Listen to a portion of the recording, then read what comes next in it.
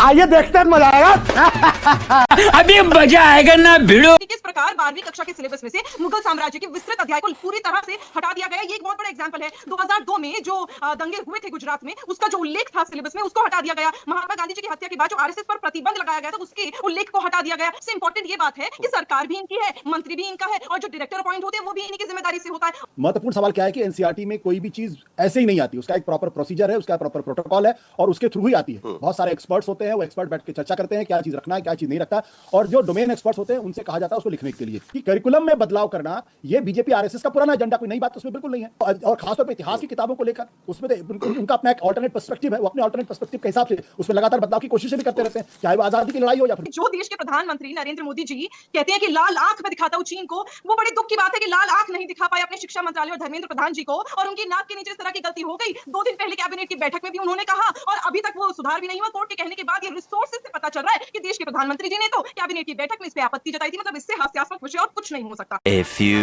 moments later. मालिक वो देखो वो देखो।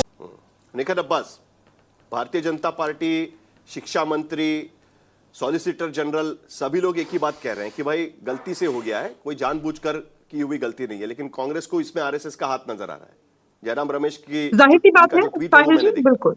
सर्वप्रथम मैं ये कहना चाहती हूँ कि सुप्रीम कोर्ट की जो सम्मान है वो हम सबकी नैतिक जिम्मेदारी है, और कहीं ना कहीं अगर सुप्रीम कोर्ट की गरिमा आहत हुई है तो ये गंभीर विषय है। लेकिन ये स्थिति पैदा कैसे हुई, अब चले जाते हैं पिछले 10 वर्षों में, क्योंकि इतिहास देखना पड़ेगा कि किस प्रकार पिछले 10 वर्षों में लगातार शिक्षा व्यवस्था को विचारधारा के रंग में रंगने की साजिश रची जा रही है। और दिख रहा है, सही पकड़े हैं, कि ये कोई आइसोलेटेड मिस्टेक नहीं है, ये आइडियोलॉजिकल एडिटिंग है। और आप ही ने एग्जांपल्स दिए, और मैं आपको दोबारा भी बता देती हूं कि किस प्रकार 12वीं कक्षा के सिलेबस में से मुगल साम्राज्य के विस्तृत अध्याय को पूरी तरह से हटा दिया गया। ये एक बहुत बड़ा एग्जांपल है। 2002 में जो दंगे हुए थे गुजरात में, उसका जो उल्लेख था सिलेबस में, उसको हटा दिया गया। महात्मा गांधी जी की हत्या के बाद जो आरएसएस पर प्रतिबंध लगाया गया था, उसके उल्लेख को हटा दिया गया। ये तो सभी कह रहे हैं कि किस प्रकार करिकुलम राशनलाइजेशन के नाम पर ये लोग सिलेक्टिव डिलीशन कर रहे हैं।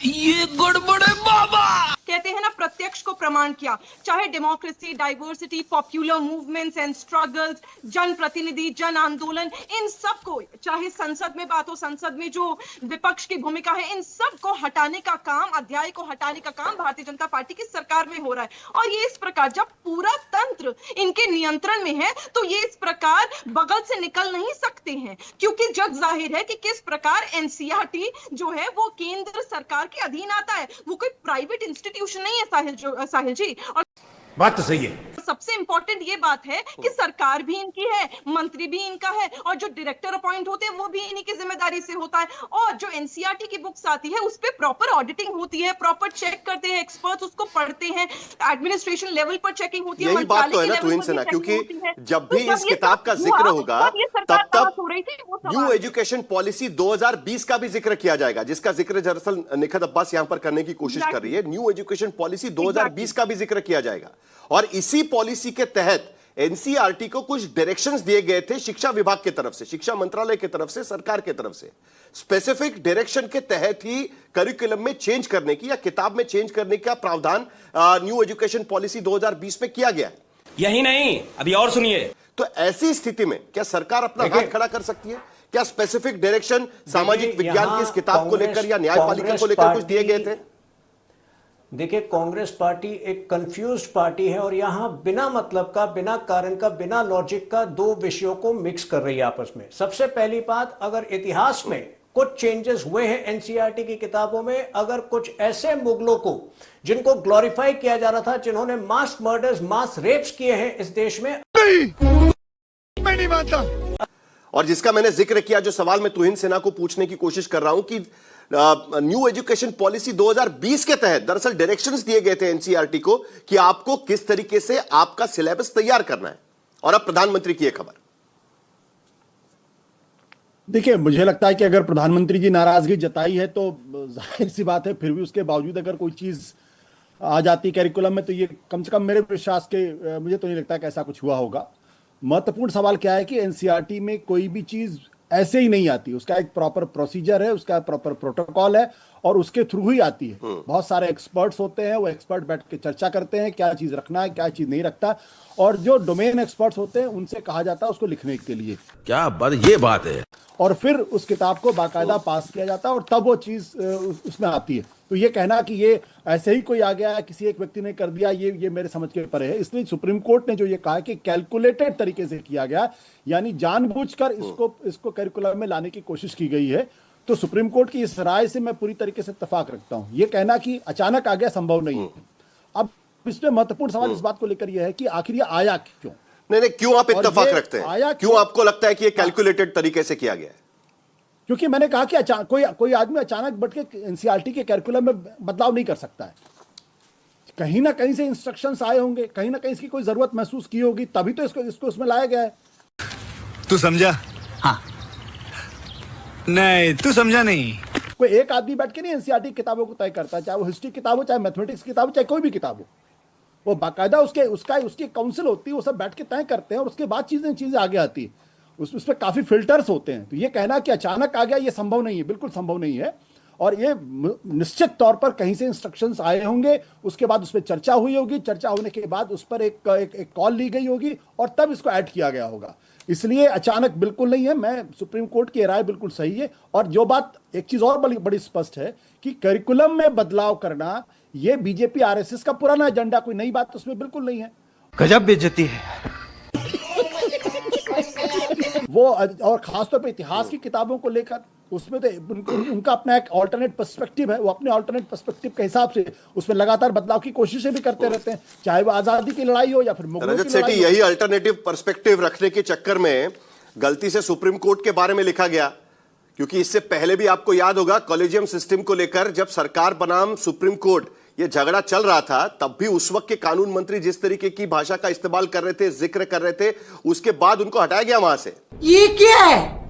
और सुप्रीम कोर्ट ने भी इस पर आपत्ति जताई थी। और ये सारे मुद्दे, इतनी केसेस पेंडिंग है, इतनी केसेस उनके खिलाफ आ रही है, सिस्टम की ट्रांसपेरेंसी होनी चाहिए, सारे मुद्दे जो इस 8वीं कक्षा की किताब में हमें दिखाई देती है, वो सारे मुद्दों का जिक्र सरकार की तरफ से भी हो चुका है।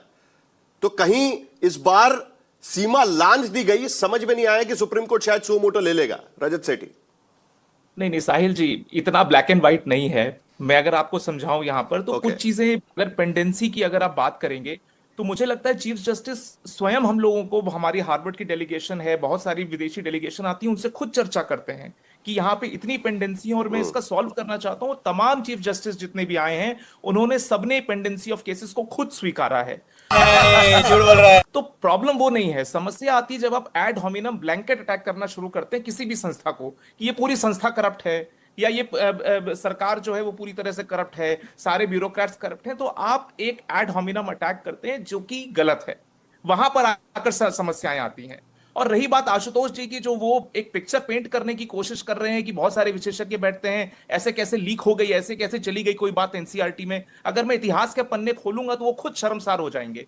2012 में पॉलिटिकल साइंस की किताब थी एनसीईआरटी की, उसमें नेहरू चाबुक चलाते हुए भी बाबा साहब अंबेडकर के ऊपर में कार्टून दर्शाया गया है। कैसे चला गया वहां पे? क्या माना जाए कि कांग्रेस पार्टी ने जानबूझ के डाला है? अभी बता दे भाई, अभी बता दे। देखिए, इतिहास में तो जितना जाएंगे उतनी उतनी बातें निकलेंगी। पर साहिल जी, अभी आपने एक ब्रेकिंग चलाई और वो ब्रेकिंग सुनते ही मुझे हंसी इसलिए आ गई क्योंकि जो देश के प्रधानमंत्री नरेंद्र मोदी जी कहते हैं कि लाल आंख में दिखाता हूं चीन को, वो बड़े दुख की बात है कि लाल आंख नहीं दिखा पाए अपने शिक्षा मंत्रालय और धर्मेंद्र प्रधान जी को, और उनकी नाक के नीचे इस तरह की गलती हो गई। 2 दिन पहले कैबिनेट की बैठक में भी उन्होंने कहा और अभी तक वो सुधार भी नहीं हुआ। कोर्ट के कहने के बाद ये रिसोर्सेज से पता चल रहा है कि देश के प्रधानमंत्री जी ने तो कैबिनेट की बैठक में इस पे आपत्ति जताई थी। मतलब इससे हास्यास्पद विषय और कुछ नहीं हो सकता। शाबाश। और इंडियन नॉलेज सिस्टम को किस प्रकार भारतीय जनता पार्टी लगातार कॉम्प्रोमाइज करी। मैं जानती हूँ देश के प्रधानमंत्री नरेंद्र मोदी कॉम्प्रोमाइज है, पर मेरा ये यहाँ पर बोलने का उद्देश्य है कि आज आप देश की जनता को, देश की